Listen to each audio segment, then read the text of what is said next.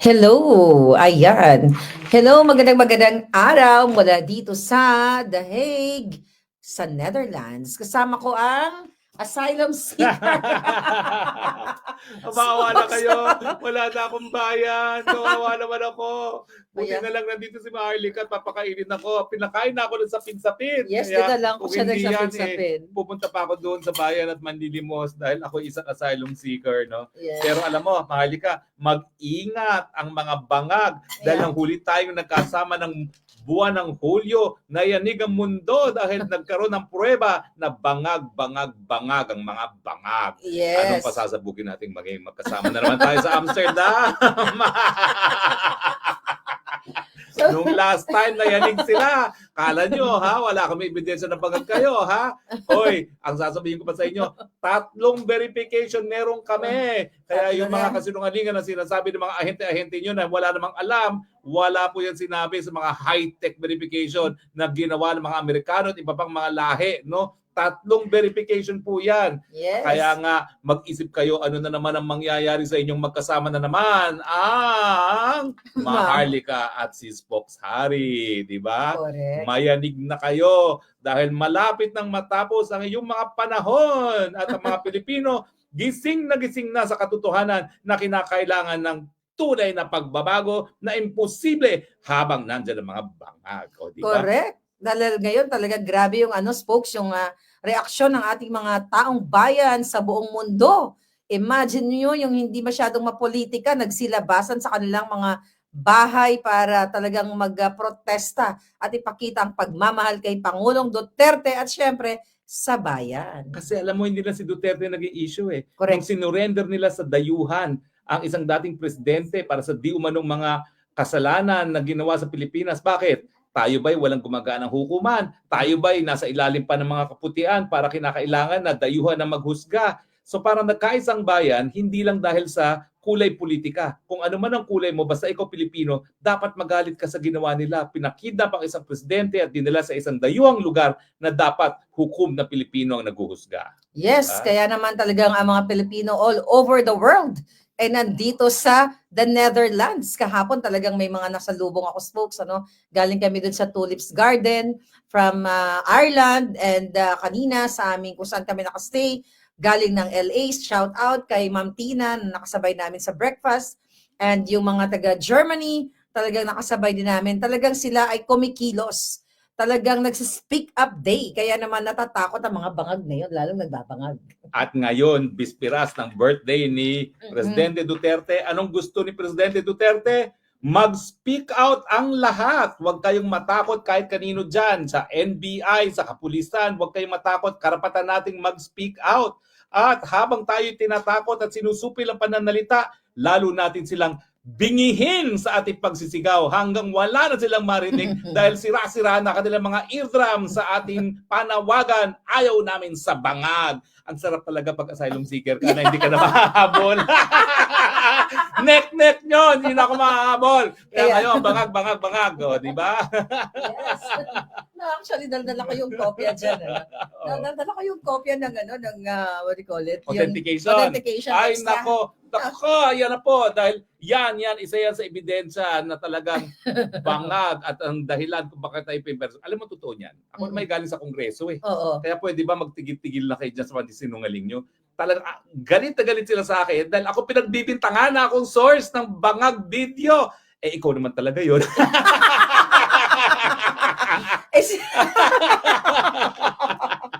Oh my God. Biro mo, ikaw nag-source, akong ginipit, palibasa, di ko nila mahabol. Well, meron na po akong insurance against deportation, di nyo na ako mahahabol. Correct. Speaking of that insurance, folks, kumusta naman ang proseso sa iyong pag-apply nga ng asylum? Kasi maaring yung mga kababa, mga ibang, sa Pilipinas na nagsisik or naghahanap sila ng mga bansa na pwede nilang pag-apply ng asylum, makabigay tayo ng impormasyon. Well, ano bang naging steps mo? Alam mo, hindi ko akalain. Okay. Kasi sabi nila, wala naman daw kulong.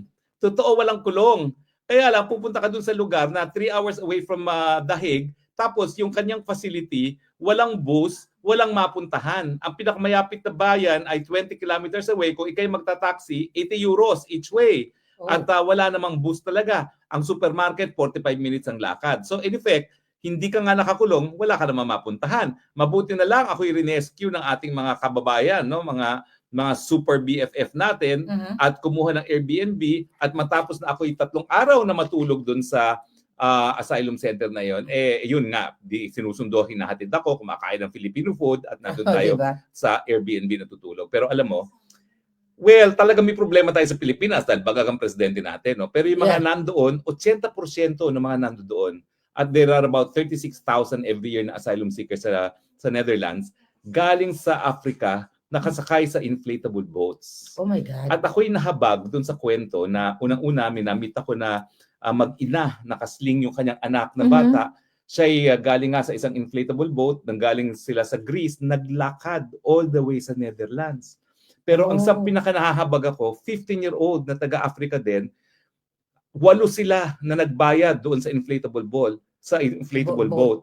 Namatay lahat ng pamilya niya, nag-iisa na siya. So talagang awang-awa ako doon sa batang yun. Hinakap ko na lang ng hinakap at yung pagkain ko sa araw na yun, binigay ko na sa kanya at sinabi ko, I will get all my food. You can have all my food so you can collect it. No? Pero I guess it's God's way of telling me na miski ginigipit ako ng bangag na administrasyon, mas mabuti pa rin ang buhay natin dahil at least hindi tayo nalulunod sa dagat dahil gusto lang natin umiwas sa labanan, no, sa mga bahay nila, no, sa bayan nila.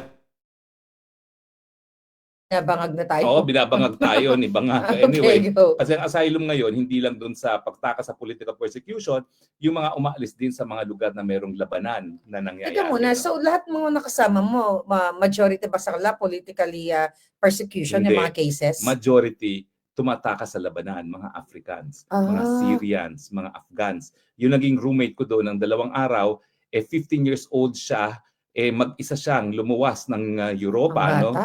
Dahil nga pilit siyang rin-recruit ng mga Taliban, no? At saka iba yung pananampalataya sa Islam, yung kalaban ng Taliban, no?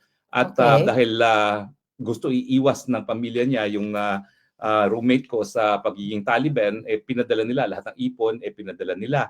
Nakakalungkot doon, 10 years ago na siya dumating ng Sweden, hindi siya nabigyan ng asylum dahil lang kwento doon is yung una, in-age test siya, 3 months older daw siya, pero 15 years old and 3 months. So, hindi nabigyan. Tapos 2021 nag-apply na naman siya, tinanggap ang totoong edad niya, hindi naman tinanggap na siya tumataka sa mga Taliban. So ngayon, itong nakakatawang kwento.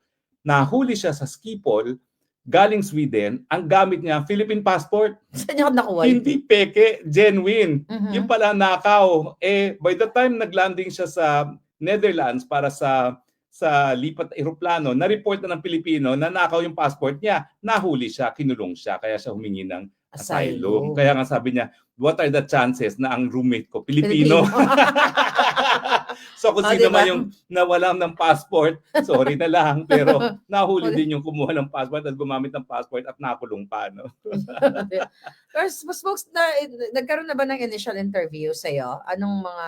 Well, nagkaroon na ng interview dyan. No? Susunod na interview, matagal pa. Ang sabi nila, 6 to 66 weeks. No? Pero importante kasi, yung pag-apply mo, mayroon ka ng protection na hindi ka na ma-deport doon sa bansa na tinakasan mo, no, o sa Pilipinas. So kahit ano pang gawin nila, mag-red notice pa sila, mag-extradition pa sila, wala na silang magagawa hanggang hindi matapos yung aking application. 1 year and a half ang kanyang duration bago matapos yan, no? Malay mo, wala na siya mga weeks from now. Sana nga next month, wala na no? Malay ko ba kapag next month wala na, di uwi na ako, no? Hindi ko naman ang asylum kung wala na dyan, no? Ang mga nang-aapi, no? So, but anyway, yun naman po yung importante ron. Ngayon, talagang napaiyak ako nung pumipirma ako. Kasi yung pagpirma mo sa application at pagtanggap ng application, doon ang nagbibigay ng protection.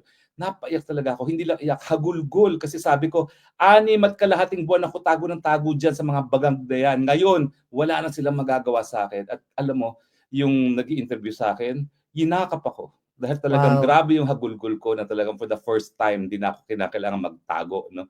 Alam mo naman, buhay ko, nagko-costume, nagpapanggap. At ngayon, darating ang panahon, papakita ko sa inyo kung ano mga itsura ko. Ako yung nagtatago sa mga bangag. Ay, nako, ngayon, hindi na ako kailangan magtago. Bahala kayo sa mga buhay ninyo. Nandito na ako, may karapatan na ako bilang asylum seeker. Yes. So, ano ba yung mga balita doon sa Pilipinas? Kasi, balita, from your friends, talagang, alam ko naman na hinahunting tayo pareho, hindi lang ikaw. Mas matindi ka.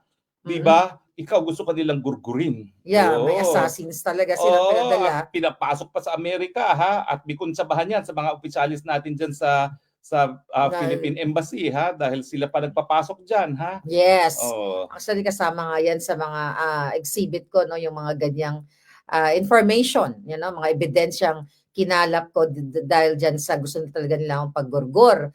But ganun pa man, lumalaban tayo kahit saan. Kaya nga talagang wala nang atrasan to, folks. Wala na.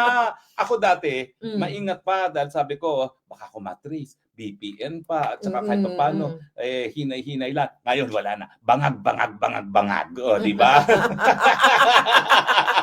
Kaya naman magurgur tayong dalawa, dala kang pasimuno ng mga kabangagan. Hindi, meron tayong mga Dutch na magpoprotekta sa atin dito, di ba? Hindi sila Yes. po pwede rito. Dahil dito walang diktadurya, dito walang panunupil ng karapatan. Kahit araw-araw tayong mag-rally doon sa place of detention ni Presidente, wala silang magawa. Kahit Mababait yung mga araw-araw Dutch tayong police. magsigaw ng bangag, bangag, bangag, wala silang magagawa. Dahil pag sila sinupil tayo, merong European Court of Human Rights. Lagot sila doon, di ba? Yes, mananagot Oo. talaga sila. Pero spokes, ano yung mga na-realize mo or natutunan mo during that 6 months na nagtatago tayo, kasama na ako dyan, tayong dalawa, no? Na sa mga kabangagan ng gobyerno ni Marcos Jr. Well, una-una talagang gusto ko maibalik sana yung panahon na bakit ba ako nagpabudol dito sa bagag na ito. No? Talagang sinabi ko, ako, meron din akong ama. Ang ama ko may mga pagkakasala. Bakit ako magbabayad ng sala ng ama ko? Pero siya hindi na natin naisip na for instance, doon sa pagnanakaw, nakinabang din siya. Yes. Dahil syempre, nabuhay siya na para siyang prinsipe na hindi siya nakakatikim ng nagtatrabaho. pagkagutom, hindi nagtatrabaho, walang tinapos na pag-aaral, and yet limpak-limpak ka sa lapi niya, no? Papulbo-pulburon lang. Papulburon lang, no? So parang hindi totoo yun. Nasasabihin natin na palibasa anak siya, hindi niya kasalanan. At saka, yun nga Nakinabang sa pera ng kasi bayan. ang problema kasi Nagkamali talaga tayo doon. sumunod ako kay Inday Sara, kaya pikit mata. Sabi ko naman, baka nga babaguhin ang kasaysayan ng Pilipinas. Hindi pala, mas malala. Kasi Pero you'll never know. Baka may purpose ang lahat ng ito. Well, ang purpose wag na natin talaga silang pagbibigyan. Wag nang bumalik kung mawawala. Wag nang magbabalik at wag magpa-budol muli. Yes. Talagang ang kanilang mga ginagawa sa bayan, genetic. Yung pagnanakaw, yung pagiging diktador, nasa dugo na sila. Nasa dugo na nila yan. Wala na yan. Hindi na magbabago yan. Anong nakikita mo dito na ang dramatization ni Amy Marcos na tinanggal na siya doon sa alyansa ng mga bangag, kesyo hindi na mention yung name niya doon sa last nilang sortie, at itong si Amy parang may eksena na pinagkaroon nga ng hearing dito sa Foreign Relations Committee na kung saan parang sa isang banda yung mga iba gustong papaniwalain na parang more on for PRRD itong si Amy Marcos. Kasi ako, I don't buy that. That's BS. Kasi alam ko for sure na itong si Amy, di ba, talagang hindi niya booking na yung kapatid niya ay bangag. Kasi kung I don't know, kung matatandaan mo, last year, ay nangako yan siya through dun sa common friend natin na magsasalita na si Amy Marcos, sasabihin niya sa taong bayan at saka sa kanyang kapatid na si Bangag na mag-rehab ka na muna, magpahinga ka na muna, hindi yan maganda sa taong bayan. Kaya, sasabihin na daw ni Amy Marcos yung totoo na addictos yung kanyang kapatid. So, anong point mo ngayon sa nangyayari ngayon na spokes na mga drama ni Amy? Well, alam mo to, ako talaga gusto kong paniwalaan si Amy. Mm-mm. Alam ko, nagkatatalo pa tayo ng mga panahon na yon. No? Pero Yeah. sabi ko is, kung talaga namang gusto niyang ang kanyang kapatid, di matagal na niyang tinalikuran si Inday Sara. At naalala ko pa nga yung nagpunta kami dun sa bahay ni Ivy, kung saan nagpunta rin si BP Sara, isang araw matapos siya magbitil sa DepEd, meron lang kami pag-uusapan, singit si Amy. No? So talagang, ako talaga, nabola din. Kaya lang, naging malinaw sa akin nung nagkaroon ng rally ang alyansa sa Ilocos Norte at pilit pa niyang pinuntahan yung kanyang kapatid para itaas ang kamay niya. Yeah. Talagang yun. Talagang malinaw na talagang gusto lang niya mamangka sa dalawang ilog. Anong nangyari? Number 18 siya ngayon. Kung siya ay naging consistent sa mulat-mula at sinabi niya na talaga na paninindigan ko ang mga Duterte dahil hinayaan naman nilang magkaroon ng mapayapang libingan ng kanyang ama, siguro nasa number 5 siya dahil si Bongo na loyal kay Duterte, ayun, number 2, number 1, di ba? Pero namangka siya sa dalawang ilog. Ngayon, hindi na siya makabawi at ilang buwan na lang, ilang linggo na lang, eleksyon na. Number 18 na siya. Hindi ko naman alam kung talagang ito namang si BP Sara, kung magpapabudol muli. Di ba? I don't think ko, so. Hindi na. Ang tingin Hindi ko, na mapapabudol si Inday. Kasi ilang beses na naman sinabi ni BP Sara na never again to the Marcos, di ba? Ilang beses naman niya sinabi yan Hindi naman Yeah, niya sinabi niya yan. Sinabi naman talaga niya yan. No? Pero sa akin, nangihinayang ako kay Amy. Kasi ang feeling ko naman, may punto talaga na talagang may utang na loob kay Presidente Duterte. Kasi yung pinakiusap naman niya yung libing ng tatay niya, talaga namang siya yung tagalakad kay PRRD, no? Pero yun nga, dapat naging consistent na lang siya. Dahil kita mo ang Duterte youth ngayon, nangangalampag sa party list, no? Si Bongo, number 1. Kung di siya namangka sa ulo, baka nasa top 3 siya ngayon, di ba? Namangka siya, ayun ang nangyari. No? Kaya talagang dapat hindi na magtiwala. Never again sa mga Marcos. Oo nga, diba? At saka, dahil nga sa mga pinagagawa ng Marcos ngayon, sino ba naman boboto pa sa Marcos, no? Ay, naku, sabi ko nga sa iyo pati nga dyan sa congressional race, no? Kung meron lang sanang tumakbo laban kay Sandro, baka matalo pa si Sandro sa Ilocos Norte mismo Yeah. Diba? Kasi kitang-kita naman ngayon kung ano yung ginagawa nila. Bago tayo dun sa birthday, no, na Bisperas na ngayon nag-celebrate kami actually Palangga, but tomorrow ang dami talagang for sure na mga ngayon pa lang nagbabiyahe na papunta dito. Anong mo spokes yung opinion mo dito sa ginagawa ng TRICOM sa patuloy na pagigipit sa ating mga kapwa critics or vloggers dyan sa Pilipinas? Ay, nakakalungkot po talaga yan. No? Dahil, ayaw ko sana magsalita rito dahil ako tumatay yung abogado nila sa Korte Suprema. Pero ulitin ko lang kung ano sinabi ng Korte Suprema. Napaka-importante ng malayang pananalita sa demokrasya na ang ipinagbabawal ay hindi lang yung aktual na panunupil. Yung kahit ano na maging dahilan para mag-alinlangan ng mamamayan na panindigan ang karapatan ng malayang pananalita, yan ay pinagbabawal. At alam naman natin kung anong plano talaga ng TRICOM na yan, no? Talagang ginagantihan sila dahil binabanatan sila ng mga vloggers at talagang nag-aantay lang sila ng pagkakataon para ipakulong. Yan ang katotohanan. Ngayon, minabasa ako na meron palang pinakulong na naman na isa na parang hindi natin alam Yung isang, yung mayor ng Bawan na aking kaibigan na kalaban ni Luistro kasi yung Bawan nasa distrito ni Luistro at matalik na kaibigan yon ng kalaban ni Luistro. Nagkaroon ng investigasyon, indefinite detention ang ginawa.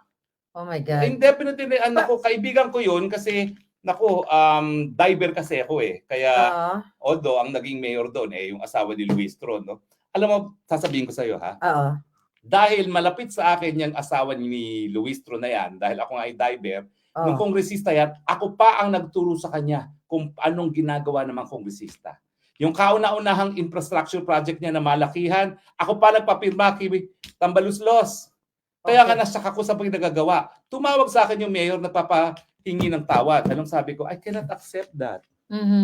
I cannot accept that. Anong klaseng tao kayo na tinulungan ko kayo, tapos unang-una kayo ng api sa akin? Anong klaseng tao kayo? So kayo dyan sa distrito ni Luistro, yan bang gusto nyo maging kongresista? Walang utang na loob? Talaga naman. Tapos ngayon, dahil hindi niya makuha yung mayor ng Bawan, pinakulong sa Kongreso. Yeah. Hindi natin nalalaman yan, pero pinakulong na yan dahil isa sa pinakamalaking munisipyo doon sa distrito ni Luistro, ang Bawan. At hindi namatay. At hindi niya kakampi yung mayor na yon. Pero mayor, ako matagal mo na akong kakampi. Yan, binobroadcast ko sa buong daigdig ko anong pang-api na ginawa sa iyo. Si Dolor, si Mayor Dolor. Mayor Dolor, kaibigan kita. Ay, naku, nasa likod mo po ako. Talagang napakasama ng iyong kalaban. Hindi lumalaban ng patas. Pinakulong ka para hindi ka makampanya doon sa kalaban ng si Luistro na si Abu. Kaya kayong mga nasa distrito ng Luistro, Abu tayo, Abu, at isuka ang Luistro. Walang kwentang tao po talaga yan. Kasi sabi dito, bakit mo? Ako nagturo sa kanya. Walang utang paano maging kongresista? Anong gagawin para sa mga proyekto niya? And yet, siya yung unang-unang nagwalang niya sa akin. Ay, traitor nga. Traitor. Tapos ngayon, itong si Dolor, pinakulong pa. Di umano dahil daw sa korupsyon. Ay, bakit hindi niyo kasuhan? Yeah, pati niyo kasuhan. Kapag napatunayan, ang korte dapat magpulong. Pero dahil nga eleksyon, ang kanilang pakay, hindi makampanya itong si Mayor Dolor. Kaya pinararating ko po kay Mayor Dolor, nasa likod niyo ako. At ang mga botante dyan sa distrito na kung saan kabahagi ang Bawan, wag na wag niyo pong iboboto ang mga ingrato, ang mga traidor, at ang mga takot sa taong bayan, sa mandato ng taong bayan na dinadala sa pangangapi para sila ay manalo. Yeah, kasi wala naman siyang kaso na na-charge siya or whatever. Wala, parang ako lang din yan. Siya, parang ikaw. Parang ako lang din yan dahil talagang gusto nilang patahimikin ako. Dahil hindi lang umattend sa Senate hearing, ay sa House hearing. Tama? So it's the same pattern kay Colonel Grijaldo, sa mga vloggers. At saka alam mo, nagpanggap pa sila, kunwari hindi daw si Luis Ru nag-sponsor ng resolution. Mali po yan eh. Kasi ako naging kongresista. Walang resolution na dapat i-file tungkol sa isang lokal na congressional district na hindi ang nag-file yung congressman ng distrito na yun. Natural. Respetuhan lang yan. So talagang kontsaba na i-file yung resolution na yan para ipakulong si Mayor Dolor, no? Kaya nga sinasabi ko doon sa aking mga kakampi, puntahan si Mayor Dolor at sabihin na nasa likod niya tayo. At siyempre po, nakikiusap ako, iboto niyo po si Rani Abu at wag na wag ang mga traidor. Yeah, so the same pattern talaga, the same style ang ginagawa sa atin, no? Huhulihin ng kalaban. Ganon din yung gusto nilang gawin sa mga vloggers. Mga vloggers kay SAS, di ba? Nakakasuhan. At ako, kasi gusto nilang ma-take down yung mga Facebook pages natin, spokes eh. Yan yung nakikita during the election season. Kaya yan talagang inaay ng mga bangag para mawala nga tayo. Dahil syempre, mas namamayagpag, no? Ang mga anti-bangag o anti-bangag critics or mga vloggers. Kaya naman gusto tayong patahimikin lahat. Gusto lahat tayong gurgurin. Lalo na ngayon, di ba? Ngayon, ang dami-dami mga Pilipino talagang nagsisisigaw na pinusuportahan ng Pilipinas sa Pangulong Duterte, katulad nga dito sa Daig.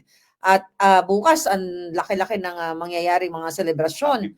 Happy birthday kay Pangulong Duterte, although it's not happy dahil pinakidnap siya, but happy na rin dahil ang mga tao talagang nag-effort, nagpamasahe, gumastos, all over the world to, hindi lang sa the Netherlands. Kaya naman, ngayong bisperas pa lang, nagta-travel na talagang ating mga kababayan sa iba't ibang bahagi ng mundo. So ikaw, spokes, matagal ka na rin naman sa politika, ano?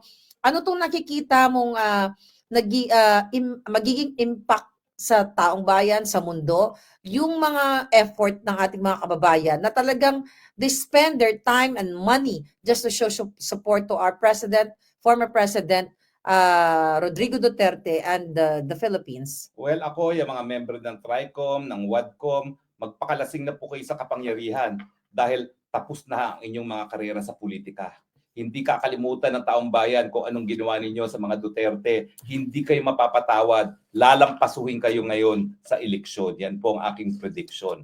Yang si Luis Ru na yan, lampaso yan, tutuan kay Rani Abu. Dahil talaga naman pong nanalo lang naman yan dahil lang tumakbo dun sa distritong yon, yung anak ni Rani Abu, no, na 3-term yan. Kaya ginagawa lahat ng paraan para mawalan ng boto si Rani Abu sa pamamagitan ng pag-aresto at pagkulong doon sa pinakamalaking munisipyo dyan sa distrito nila. No?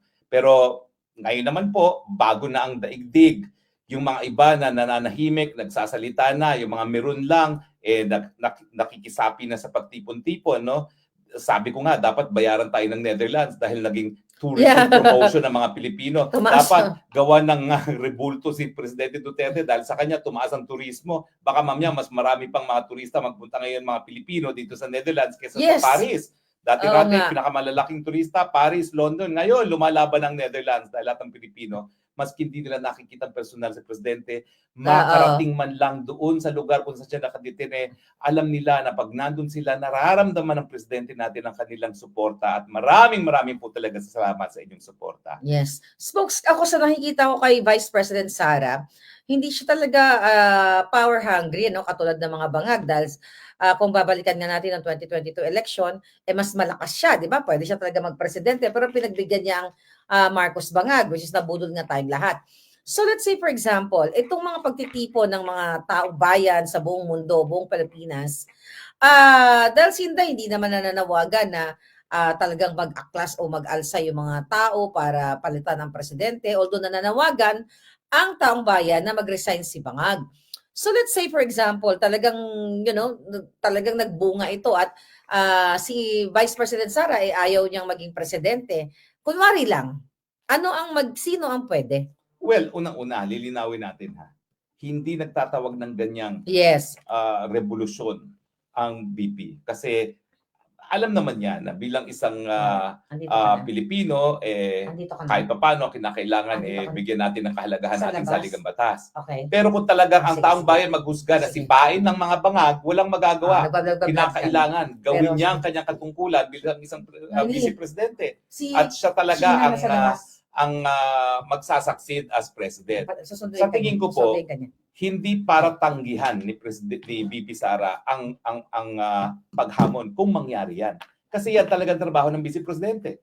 Kapag wala ng presidente, siya magsasucceed para walang power vacuum. So ayaw ko mag-speculate na mangyayari yon na kapag nawala ang isang presidente dahil nasisanti ng taong bayan at legal naman yan, nagawa na natin 2 beses, na hindi tatanggapin ni Inday Sara ang paghamon. Tingin ko tatanggapin niya dahil abogado naman yan. Obligasyon niya yan. Yeah. Pero hindi kunwari lang. Kunwari lang. Ayaw niya. Kunyari talagang, mag-rest na ako, focus na ako sa family ko.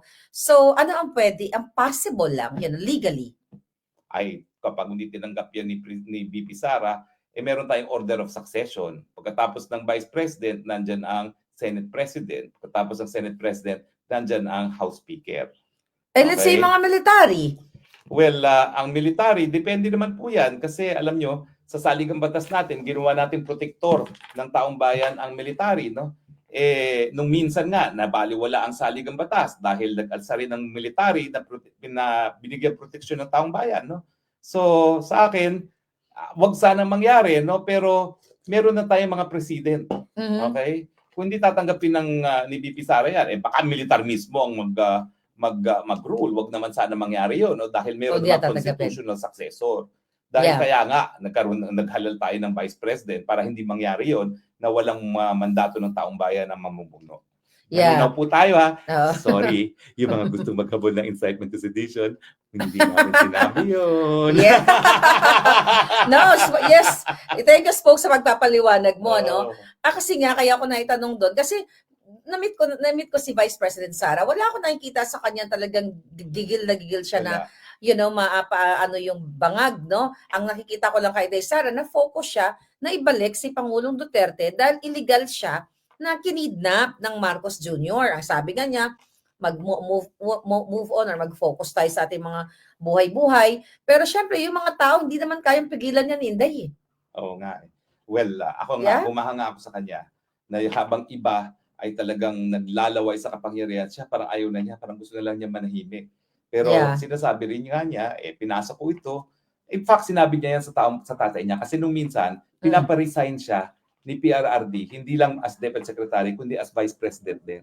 Oh, wow. Ang sabi, ewan ko kung nasabi ko na sa inyo to ha. Pero ang sabi niya, di ba tinuruan mo kami na kapag kami nanumpa sa katungkulan, na gagawin namin ang katungkulan namin, lalong-lalo na kapag kami hinala ng bayan, gagampanan namin yon. Bakit ako mag-resign as Vice President? Hinalala ko ng taong bayan para dyan. True. Pero ngayon talaga nakikita ko na napakahirap ng lagay ni BP Sara dahil in the first place, ayaw naman niya ito talaga. Man-file na nga siya na ang tatakbuhan lang niya mayor, nabudol ng isa. Nabudol ng isa na kailangan tumakbo siya. Otherwise, hindi niya matatalo yung taga Bicol, no? Totoo naman dahil kung hindi siya tumakbo, baka Leni Robredo ang presidente ngayon at hindi Marcos Jr., no? Yeah. So, mahirap ng lagay niya na talagang ayaw naman niya, nabudo lang siya, tapos ngayon, meron pang issue na baka naman naglalaway sa posisyon kaya nangyayari ito. Hindi po. Ang mga pangyayari po ngayon ay dahil galit ang taong bayan. Manhid na talaga kayo na hopeless na pagkamanhid kung hindi niyo po nararamdaman ang galit ng taong bayan. Yes, kaya naman talagang ang taong bayan ang kikilos. Hindi natin kailangan kumilos actually. Dahil taong bayan, ang talagang nagpapahiwatig na sukang-suka na sila sa gobyernong Bangag. Pero kung teka, Spokes, ang tanong ko sa'yo, I don't know kung nakatanggap ka ng mga emails, at mag-ingat ka. Kasi kami ni SAS, may natanggap kami na email, which is video message, na kesyo ito daw ang mga kapulisan ay gusto ng sukang-suka na sa gobyerno ni Bangag. So it's like an inciting to sedition video na pino-forward sa amin para i-share namin. Ang tawagan namin ni Sas dyan is the name fake news. Ikaw ba, pag ikaw ay kung talagang ikaw ay matapang na tao na may panindigan para sa bayan, magko-cover ka ba ng mukha? Correct. At sabihin mong ano? At saka bakit ka dakdak ng dakdak? Kung gusto mong magrevolusyon, edi Lumabas magrevolusyon ka. ka. Bakit siya mapapasok kay Sas o kay Marnie? Bakit papabroadcast mo pa sa Buljakan? Hello, masyado ka namang publicity hungry. I know, kaya mag-ingat kayo mga Walang palangga. exciting to sedition dyan. Sinasabi nga namin, uloy, binubola nyo kami dahil gusto nyo i-broadcast namin para madimanda kami ng inciting Yeah. sedition. Sorry, alam namin ang batas. Yes, tsaka sinasabi kasi ni NBI Director Santiago na hinahanda na nila, nagbi-build na sila ng mga cases laban sa atin at sa mga vloggers. So ano naman yung nakikita mong message sa taong bayan na ultimong mga kritiko, ordinary citizen, ordinary Filipinos from all over the world na talagang hahantingin ng gobyerno ni Bangag, mag-post-post lang tayo? Alam niyo po, kapag alam na ng gobyerno na talagang nawala na ang suporta ng taong bayan, wala na silang gagawin kundi gagamitin ng dahas at pananakot. So habang nananakot po sila, yan ay pruweba na alam nila na wala na silang suporta ng taong bayan. So patuloy lang po tayo. Shout out day para sa birthday ni PRRD. At bingihin natin sila sa ating shout out day. No? Let us paint the world green. Yes. Green is the color of the day. Yes, actually may mga dumating tayong mga bisita ngayon mula sa ngayon kapapasok lang Ireland, Yes. Belgium at kung saan-saan pa. Isa tayong paboritong bisita nakakarating Pero mamaya lang. yun, Narito na mamaya. ba? Wala pa ba? Surprise, O, mamaya surprise yan. May natin surprise yun. tayong visitor. Mamaya magbablog ulit tayo. Manginginig ang mga bangag sa ating bisita ngayong gabi. Oo. Correct. So, yeah, alas 6 na pala, no? So, sabi natin 6:30 yung press con natin. But anyway, spokes, ano yung ini-expect mong mangyayari bukas sa karawan ni Pangulong Duterte, not only in The Hague, but to the whole wide world? Alam mo, sa buong mundo, magtitipon-tipon ng taong bayan. Magtitipon-tipon sila dahil pagdiriwang ang kaarawan, magtitipon-tipon sila dahil sila ay Pilipino na naninindigan na mali ang kidnapping, mali ang pagsusurrender ng isang Pilipino sa mga dayuhan, mali na pinagbibitangan ang pinakamamahal na presidente ng Pilipinas sa kasaysayan natin. Yeah. Message mo sa naghahunting sa'yo? Come and get me. Come and get us. Yeah. Grabe, talagang mga kababayan, nakakatuwa, ano? Sabihin nyo na ako anong flight nyo, sunduin ko pa kayo sa airport. Sunduin kayo ni Spokes. Susunduin namin kayo. Oo nga. Oo. At saka, hello, you're looking for us. We're here. We're here. Magkape-kape pa tayo, di ba? So, anyway, Spokes, talagang sabi ko nga, itong laban natin, very historical ito eh. Dahil parang after nung Marcos Sr., although yung mga dilawan na talagang inaapi din, yun ang mga kritiko. Pero ito, worst talaga tong Marcos Bangag eh. Parang naging, kung ang Marcos Sr., ikaw, mas bagets ka ng, mas bagets ako ng konti sa'yo. Oo nga, So, hindi ano ko ba yung akalain, dilaw? no?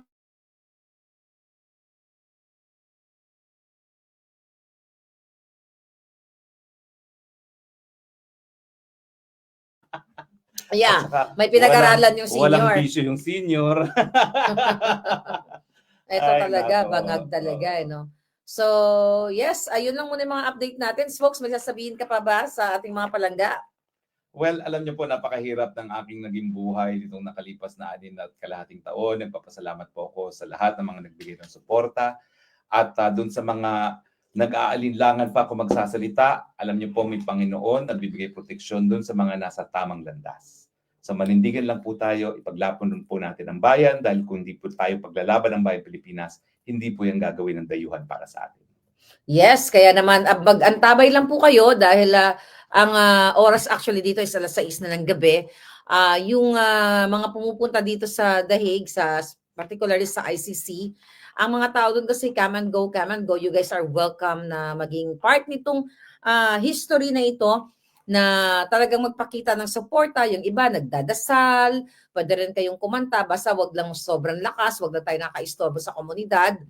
At everyday may mga pumupunta din mga palangga natin doon, nandun yung mga vloggers at kung sino-sino pang mga kaalyansa natin para sa bayan. At paalala ko lang spoke kasi yung mga reporters at yung mga may mga pumupuntang bangagan mga dilawan doon sa ICC. Paalala ko lang na wag niyo silang parang i-provoke or something kasi yun yung gusto nila para makakuha sila ng grounds para ibato sa atin or maybe they will report us as Pangulong Duterte's supporter, right? What do you think about that? Kasi parang minsan may mga gano'ng commotion. Alam nyo, ayaw ni Presidente Duterte na gawin natin yan. Yeah. Alam mo, nung siya'y presidente, hindi niya pina-impeach. Pinagbawalan niya impeachment ni Lenny. Di ba? Sinabi niya, kalokohan yan. Why will impeach her? Pabayaan niyo siya dyan, okay? At hindi siya nag-isip na, mangbenga ng kahit sino. Mangbenga, oo. Pwede niyang ipinakulong si Noynoy Aquino at ang kanyang mga kaalyado. Walang ganong inisip ang Presidente Duterte dahil ang inisip niya, daming problema rito, poproblemahin po pa kayo. No? So, wag niyo na pong gawin yan dahil hindi po yan gagawin ng Presidente Duterte sa kanila. Bagamat, welcome to the Netherlands, Leila de Lima. Welcome kang pumunta dito bukas sa birthday. Yes, magkita-kita tayo. At papakitaan ka naman namin kung na sibilisado naman kami. Kaya lang, hindi ka talaga mahal ng tao doon bukas. Hindi talaga kayo mahal ng tao. Sabi ko mga spokes kanina, imagine mo, kung ako ay hindi ko gusto ang Pangulong Duterte o let's say kung sino man kinikriticize ko, hindi ako mag-spend ng time and money para to travel, di ba? Pero sila, they spend their time and money to travel dito. Alam niyo, mga walang sweldo yan habang nagpupunta sila rito. Dahil bukas, araw ng trabaho, talagang nag-leave. Nag-option sila na wag nang mag-sweldo. Tsaka ang layo ng mga pinanggagalingan. Hindi lang naman dito lang yan sa Netherlands. From all over. Yeah. I mean, si De Lima, tsaka yung mga bangagan na supporter. Kumbaga, kung ayaw nila kay Pangulong Duterte, bakit pumupunta pa siya dito para gumasos ng pera? Kasi alam niya na walang boboto sa kanya. Dahil siya ay number 1 kalaban ni Duterte, kaya kumukuha ng eksena, Gumagawa ng eksena. Yung konting mga dilawan pa na diehard para bumoto sa kanya. Pero alam mo, ang issue dito hindi na Duterte Marcos. That's true. Ang issue na dito, Pilipino at dayuhan. Yan na talagang tunay na issue rito. Yes, kaya naman mga kababayan, nandito lang kami ni Spokes na maghahatid sa inyo. Baka magbalik kami mamaya at may bago na naman tayong pag-uusapan at may mga bisita tayo mamaya ng bonggang-bongga. Ito po si Maharlika at si Spokes Harry. Yung Spokes ng Bayan nagsasabing, advance happy birthday to you. Happy birthday to you. Happy birthday, Tatay Digong. Happy birthday to you. See you sa ICC tomorrow. Bye. All right. So, magbababay na ang